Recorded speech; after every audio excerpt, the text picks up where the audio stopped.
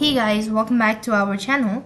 In this episode, I'm going to walk you through the steps on how you can add tracking info on Depop. So in order to add tracking info on Depop, all you have to do is make sure to watch this video till the end and follow the instruction as guided.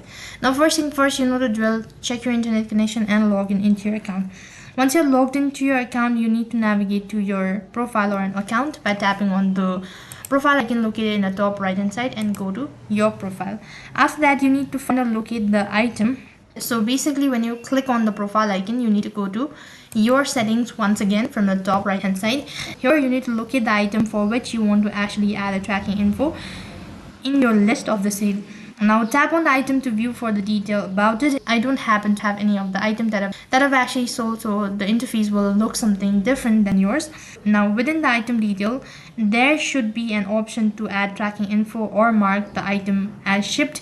Click on the option to enter the tracking number provided by your shipping carrier, and you have to enter in the tracking number. After done entering the tracking number, make sure to save your changes. Look for the save or update button on the screen and click on the confirm the tracking number, and once you've added the tracking information, Depop may prompt you to confirm the items that has been shipped. Follow any additional steps or promotion to finalize the shipment and update the status of the order.